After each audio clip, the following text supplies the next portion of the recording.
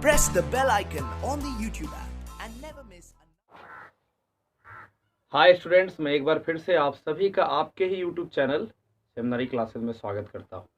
तो बच्चों, आज हम लोग पढ़ने वाले हैं जर्मनी और इटली की मिलाने की कहानी के बाद ब्रिटेन की कहानी। तो ब्रिटेन की कहानी जो है थोड़ा सा अजीब है। इसको हम लोग यूनिफाई करेंगे तो इसमें कुछ अजीब बात आती है, इसीलिए इसे कहते हैं the strange case of Britain. Strange का मतलब क्या होता है? जब थोड़ी सी कुछ जैसा आम तरीके से कोई घटना होती है उससे थोड़ा सा हट के हो जाए। जैसे एक बार की बात है कि एक शादी था, तो शादी में क्या होता है जनरली, लड़की लोग रोती है। उसकी विदाई हो रही थी तो लड़की रो रही थी, उसका सारा घर बार गमगीन था। लेकिन ठीक उसी टाइम पे हुआ ये कि सब लोग रो रहा था। तो होता ना कि रोना और हंसना एक तरह से संक्रामक बीमारी है। कोई आदमी रोएगा, कोई हंसेगा, तो देखा देखी दूसरा लोग भी रोने और हंसने लगता है। तो बेचारा लड़का जो दूल्हा था वो भी रोने लगा।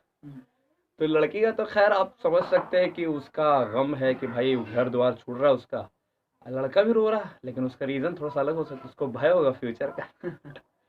तो ये एक स्ट्रेंज चीज़ ना हो गई। जनरली तो होता है कि लड़की रोती है, अब लड़का भी रोने लगा तो एक स्ट्रेंज चीज़ हो गई। तो यहाँ पे हम लोग समझेंगे कि कैसे ब्रिटेन को मिलाने की कहानी एक स्ट्रेंज होगी। क्योंकि जब जर्मनी की बात हम लोग कर रहे थे तो जर्मनी को मिलाने में वॉर हुआ था, रिवॉल्यूशन हुआ था। लेकिन यहाँ पे ऐसा कुछ नहीं होगा। और साथ साथ में जर्मनी में 6-7 साल में कहानी खत्म हो गया था, 7 साल में बिस्मार्क मिला लिया था। लेकिन ये लंबा प्रोसेस है। ये प्रोसेस कैसा है? छोटा नहीं है बल्कि लंबा है।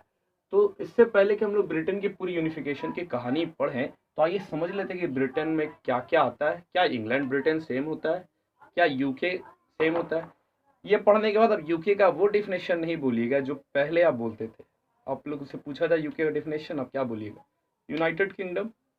ज़्यादा पढ़िएगा तो यूनाइटेड किंगडम ऑफ ब्रिटेन, या ज़्यादा United kingdom of great Britain. लेकिन रियलिटी में ये नहीं होता है, इससे भी कुछ और आगे बढ़ के है। तो ये वीडियो देखने के बाद आपको ये समझ में आ जाएगा। आइए समझते हैं। तो ब्रिटेन जो है यहाँ पे है आपके पास। यहाँ पे ब्रिटेन में आपका 3 नेशन है, एक स्कॉटलैंड है, इंग्लैंड है और वेल्स है। स्कॉटलैंड, इंग्लैंड और वेल्स, और इस साइड में आयरलैंड है। तो इसी ब्रिटेन को हम लोग ग्रेट ब्रिटेन भी कहते हैं। तो ब्रिटेन में 3 है, स्कॉटलैंड, इंग्लैंड और वेल्स, और इस साइड में आयरलैंड। तो ये चारों का चारों असल में जो नेशन है ये आइलैंड नेशन है। तो एक आइलैंड और एक यहाँ पे दूसरा आइलैंड है। आइलैंड मतलब जो चारों तरफ से वाटर बॉडी से घिरा हो। और आइलैंड का प्लुरल होता है आइल्स, ISLES लिखा जाता है यहाँ पे, साइलेंट होता है। तो इसको पूरे कहते हैं ब्रिटिश आइल्स। तो ब्रिटिश आइल्स में टोटल 4 जगह हो गए। यहाँ के लोगों को, आइलैंड के लोगों को आयरिश कहते हैं, स्कॉट्स कहते हैं, इंग्लिश कहते हैं और वेल्स कहते हैं। तो होता क्या है कि जैसे हम लोग पढ़े थे कि जर्मनी के केस में प्रशा था और ऑस्ट्रिया था। तो या तो प्रशा यूनिफाई करेगा या तो ऑस्ट्रिया यूनिफाई करेगा। तो वहाँ पे प्रशा ने यूनिफाई किया था, पूरे कंट्री को एक किया था। यूनिफाई करने का मतलब हो रहा है कि राजा एक होना चाहिए। 50 ठो राजा नहीं होगा, एक राजा होगा जो सारे कंट्री में रूल करेगा। या फिर अगर पार्लियामेंट्री सिस्टम हो तो पार्लियामेंट एक होनी चाहिए, पूरे जो सारे जो आपके स्टेट्स वगैरह हैं। तो जर्मनी में प्रशा का काम था। इटली में एक जगह था सार्डिनिया, वो लोग ऐसा कर दिया था। लेकिन यहाँ पे कौन करेगा? तो यहाँ पे ये काम करता है इंग्लैंड। अब देखिए कैसे करता है। इंग्लैंड धीरे धीरे पावर इसका बढ़ा। पावर कब बढ़ा? जब वहाँ पे इंडस्ट्रियलाइजेशन हुआ, मतलब कि कह लीजिए फैक्ट्री वैक्ट्री बहुत सारा लगा दिया गया। तो बहुत सारा जब फैक्ट्रीज वगैरह लगाने का जब दौर आया तो उसको पैसा आया, इनकम आया ना भाई, कपड़ा बन रहा, कॉटन गुड्स वगैरह बन रहा, तो प्रोडक्शन आया, तो उसके पास पावर आया। पैसा से तो लोगों के पास पावर आ ही जाता है। तो इन लोग जो है कोशिश किया कि अब हम यूनिफाई करेंगे सारे आइलैंड को अपने अंदर में। तो शुरू में तो वहाँ मोनार्की सिस्टम थी, लेकिन ब्रिटिश जो पार्लियामेंट था वहाँ का, वो क्या किया कि लड़ाई झगड़ा करके राजा से सारा पावर छीन लिया। थोड़ा बहुत आर्मी का कंट्रोल ले लिया अपने पास, पार्लियामेंट वाला। मेन चीज़ तो आर्मी होती है, आर्मी का कंट्रोल लिया, राजा से पावर छीन लिया। तो कब छीना? 1688 में, 1688 में लोग ऐसा कर लिया। अब हम लोग इसमें बात करेंगे वेल्स के बारे में। इसमें हम लोग बात नहीं करेंगे क्योंकि वेल्स जो है बहुत पहले मिल चुका था, राजा ही इसको मिला लिया था। तो हम लोग इंग्लैंड और स्कॉटलैंड के बारे में बात करेंगे। अब ये कोई हमारे लिए कोई नई जगह नहीं है। आप सुने होंगे कांग्रेस पार्टी, उसका स्थापना किया था A.O. ह्यूम। तो A.O. ह्यूम जो था वो स्कॉटलैंड का था। और अब इंग्लैंड की आई थी महारानी विक्टोरिया। विक्टोरिया महल जो है, हम लोग जहाँ घूमने के लिए गए थे भी। अब वेल्स है, वेल्स से आया था प्रिंस ऑफ वेल्स, जिसके लिए मुंबई में गेटवे ऑफ मुंबई बनाया गया है। आयरलैंड से बात की जाए तो आयरलैंड से हमारे यहाँ आई हैं एनी बेसेंट, जो कि यहाँ की फ्रीडम फाइटर थी। इनको माता बसंत भी कहते हैं, और उनके नाम पे बहुत सारा स्कूल वगैरह बना हुआ है।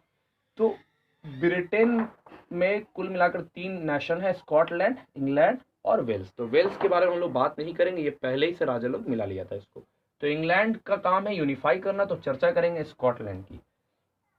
तो स्कॉटलैंड और इंग्लैंड, इंग्लैंड ने स्कॉटलैंड को जो मिलाया तो पूरी तरह से सहमति से मिलाया। तो भाई मिलाने को क्या कहते हैं हम लोग, जैसे 2 लोग लड़ाई कर लिया, अब उसको मिला दिया तो बोलेंगे यूनियन हो गया।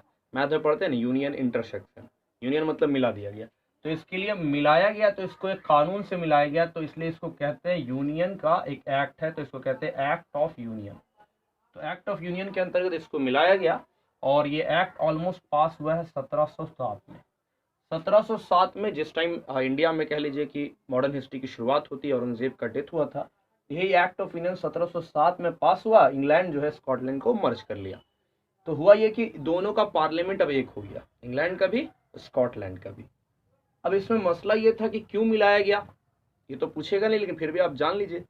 स्कॉटलैंड को मिलाने का कारण क्या था कि स्कॉटलैंड इस साइड में, नॉर्थ में, और वहाँ से फ्रांस से करीब है। तो इंग्लैंड को डर लग रहा था कहीं फ्रांस वगैरह इस पर अटैक करके इसको मिला लिया, कब्जा कर लिया, तब तो मेरा पड़ोसी बन जाएगा। जैसे तिब्बत वाला चाइना वाला मैटर हमारा हुआ, तब तो सरकदरद होगा। स्कॉटलैंड सोच रहा था कि भाई हमको कल को व्यापार करना है, तो हमको नेवी स्ट्रांग चाहिए, तब ना व्यापार करेंगे, नहीं तो हो पाएगा व्यापार।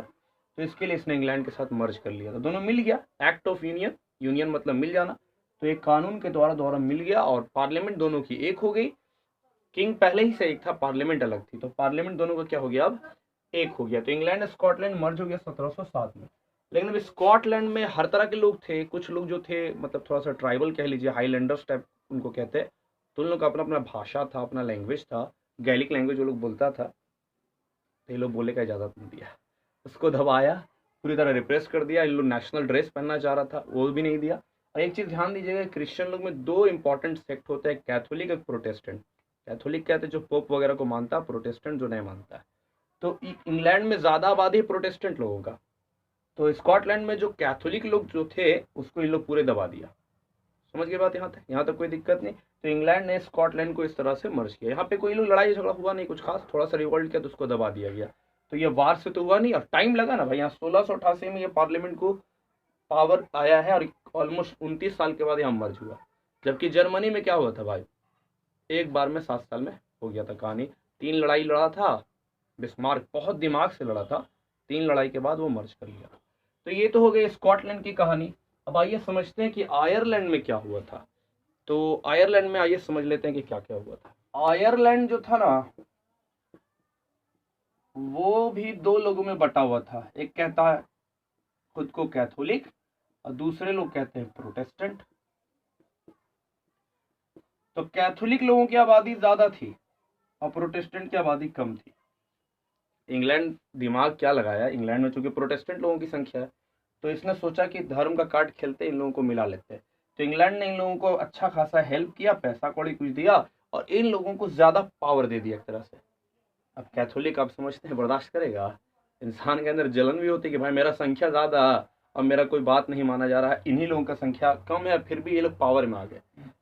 तो ये लोग इसका रिवॉल्ट किया, जिसमें स्पेशली एक रिवॉल्ट करने के लिए और उसको हम लोग कहते हैं कि एक ग्रुप बनाया गया था। तो रिवॉल्ट करने के लिए अकेले तो आप नहीं लड़ सकते, तो यूनाइटेड, और चूंकि आयरलैंड के लोगों को आयरिश कहते हैं, और वो सारे लोग मेल लोग थे, एक तो नहीं होंगे, एक से ज़्यादा, तो Irish man, United Irish man नाम की एक संस्था बनाई गई। संस्था नहीं कह लीजिए, एक तरह से रिवॉल्यूशनरी ग्रुप था। ये लोग जो है किसके खिलाफ लड़ाई लड़ रहा था, प्रोटेस्टेंट लोगों के खिलाफ, अंग्रेज़ों के खिलाफ, जो इंग्लिश वाले लोग यहाँ पावर अपना दिखा रहे थे। इसका हेड कोई होगा, उसका प्यार से भेड़िया बोल सकते हैं, असल में उसका नाम था वॉल्फ टॉन। तो 1 टन का भेड़िया होगा वो, वॉल्फ टन नाम था उसका। इसने प्रयास किया रिवॉल्ट को करने का और प्रोटेस्टेंट लोगों का जो पावर है उसको कम करने का, लेकिन वो सक्सेसफुल नहीं हुआ, इसको दबा दिया गया, कुचल दिया गया। तो जब फाइनली जब कुचल दिया गया तो ये काफ़ी दिन तक चला, ऐसा नहीं कि 2 दिन में मिला लिया गया। अब देखिएगा स्कॉटलैंड को 1707 में मिलाया गया, और इसके ऑलमोस्ट 100 ईयर्स बाद आयरलैंड को मिलाया गया जाके, और 1801 में आयरलैंड को मर्ज कर लिया गया। तो ये हो गया ब्रिटेन, स्कॉटलैंड, इंग्लैंड और वेल्स, और आयरलैंड भी मिला लिया गया। समझ गए यहाँ तक बात।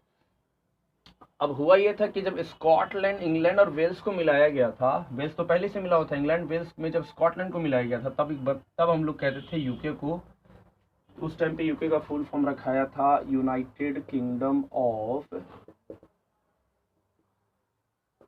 ब्रिटेन, या फिर ग्रेट ब्रिटेन भी कह सकते हैं, क्योंकि यहाँ पे सबसे बड़ा आइलैंड यही वाला है, इसलिए इसको ग्रेट ब्रिटेन कह रहे हैं।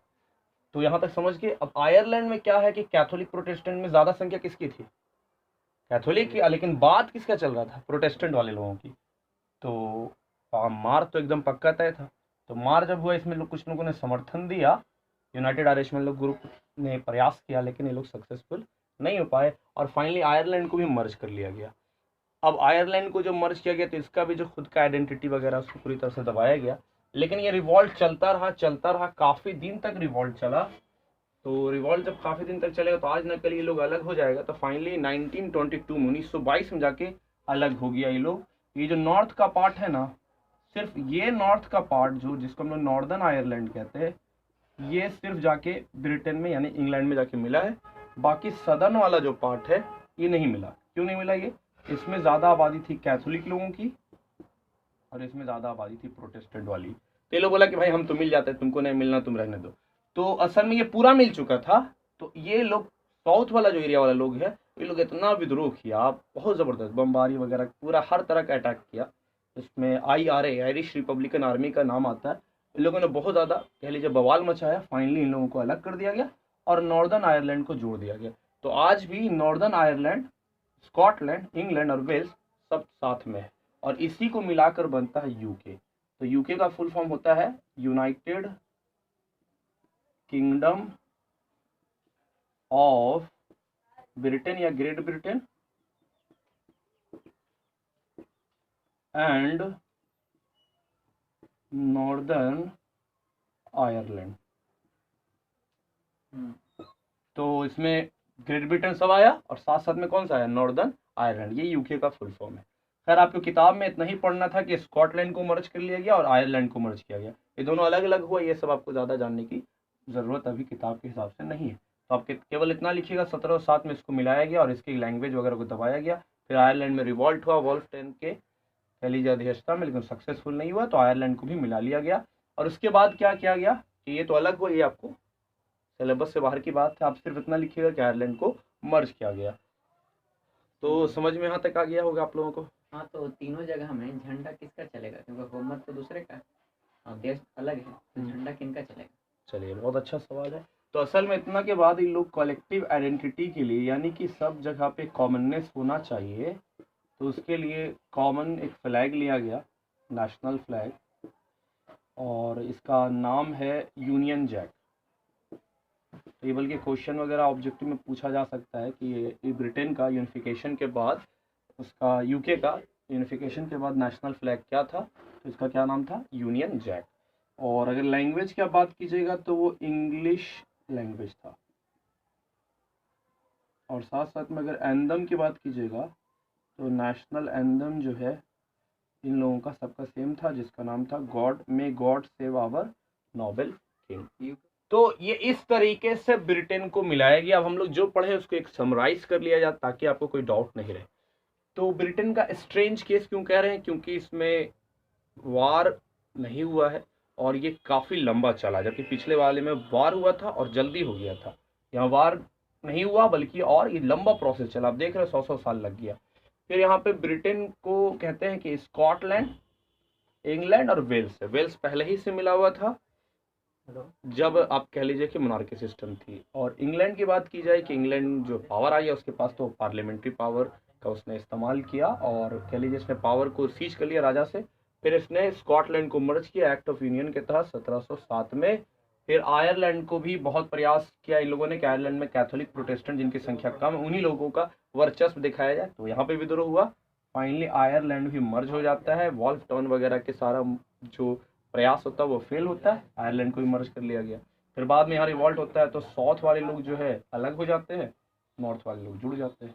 तो कुल मिलाकर ये इस तरीके से यूके का फॉर्मेशन हो जाता है। लेकिन आपको जो एग्जाम में लिखना है वो केवल स्कॉटलैंड और आयरलैंड को मर्ज की कहानी लिख देना है। आई होप कि यहाँ तक आपको कोई डाउट नहीं रहा होगा If you have any doubt regarding the topic, you may ask in the comment section.